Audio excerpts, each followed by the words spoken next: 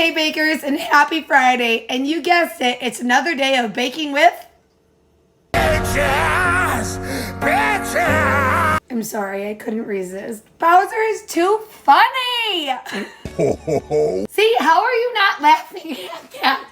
Okay, so today we're gonna do kind of like a two-way recipe. We're gonna do a master recipe for Pop-Tarts, scratch-made Pop-Tarts, but I'm gonna show you how to make them peach. And I'm gonna be using my homemade bourbon peach jam that is going to be available very soon on my website. This is one of my jars that decided it didn't want to see it. Okay, so what we're going to do is get 2 cups of flour in a bowl. And in a separate bowl, you need a tablespoon of vanilla, 1 egg, 1 tablespoon of sugar, and 1/4 teaspoon of salt. And you're kind of just going to give this a little bit of a beat down. Beat down. No, I won't do that again. I'm sorry. And this is another recipe that you're going to get nice messy because you got to use your hands. Can you use the stand mixer with it? You can, but part of the fun with baking is getting dirty. I'm just saying. All right, so have it nice and mixed. And then what you're going to need is you're going to need a cup of cold butter. Now you can either dice this or cube it or whatever. But to prove to you people that I know what I'm talking about, you can also use a cheese grater. I hate using the cheese grater. Number 1 reason, me and cheese graters do not get along. My knuckles hate them. I hate zesting. I hate everything to do with cheese graters. Nope. I would rather buy pre-shredded anything because me and these are, I suck at them. So I'm proof to you that I know what I'm doing. But tip and trick time. I naturally have hot hands. Keep an ice pack on hand so that way if your hands get warm and your butter starts to get melty, you can cool down your hands.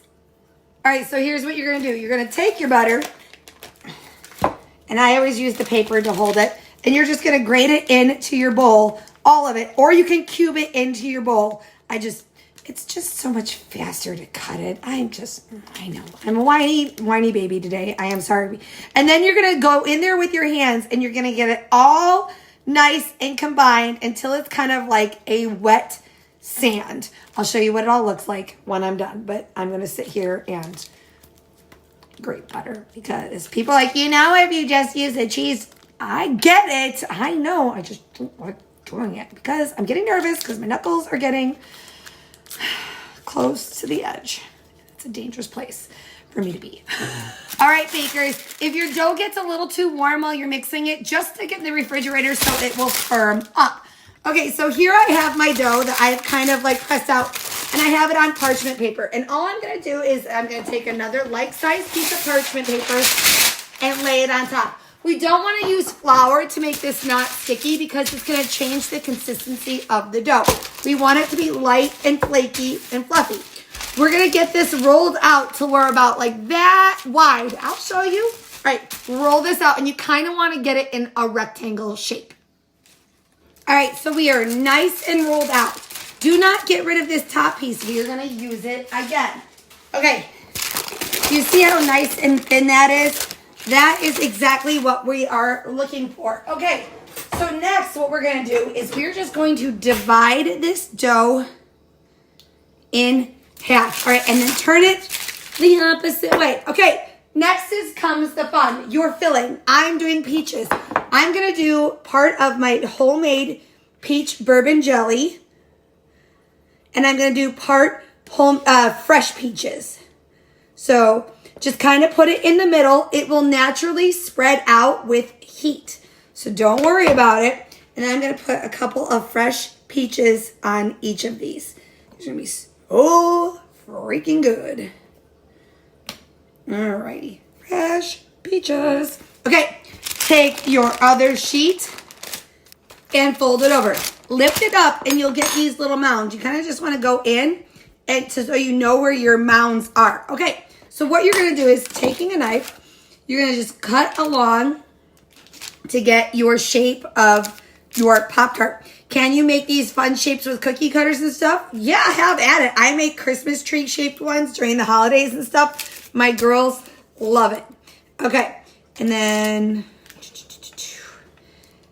cut around it. Okay, so then what we're going to do is we are going to grab our cookie sheet And then we're going to peel away the excess dough and get up our Pop-Tart.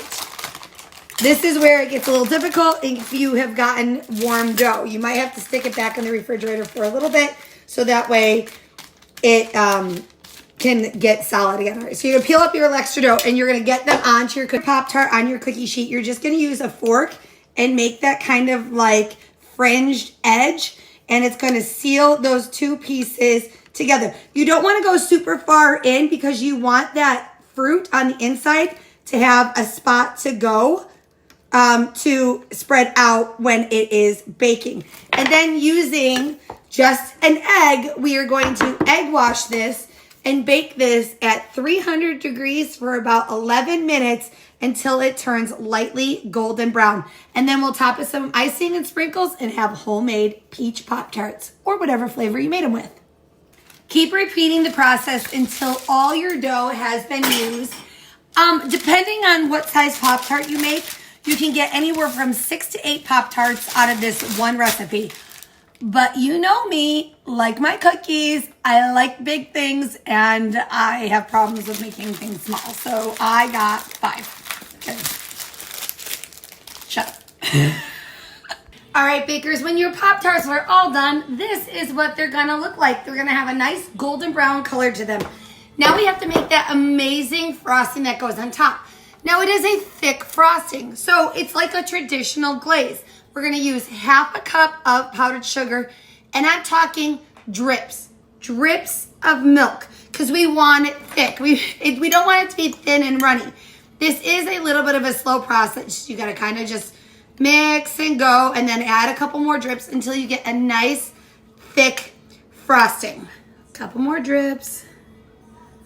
It's not an exact science on this. I know it sounds weird, but what do I always say? Trust the process, right? All right, we're almost there. I won't make you sit here and watch this. Hold on.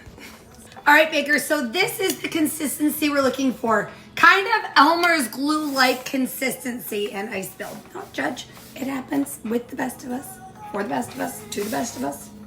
It happens. All right, so we're gonna take our Pop-Tarts, and we're just gonna take a little bit of it, scoop it on. Now you can just spread it out with your fork, or you can be fancy. Spread it out with a spatula. Get a nice coating. Now remember, on a real Pop-Tart, the frosting does not go all the way to the edges. I think it's garbage, but it just is what it is. So I'll just take this whole batch and I will do all my Pop-Tarts, spreading it out evenly until I've run out of frosting.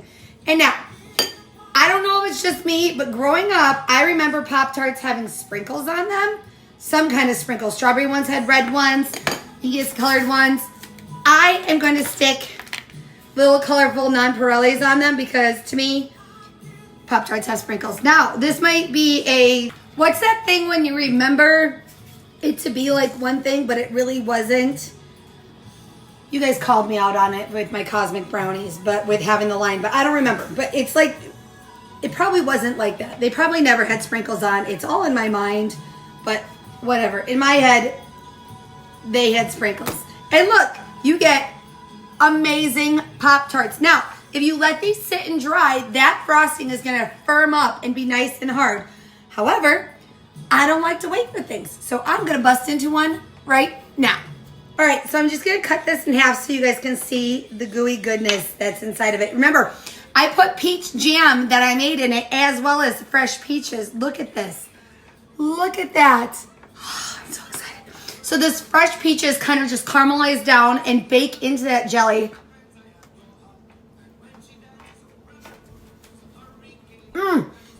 All right, you get that flaky crumbliness like a real Pop-Tart with that kind of salty crust, but it's creamy and super buttery and way better filling proportion with fresh peaches and jam. Remember, put whatever you want in these. Make it you, make it yours, make it your own. Oh my God, these are good. And way healthier than store-bought Pop-Tarts. These will be in my new book, in my back to school section, you guys. Try this recipe out. Let me know what you think.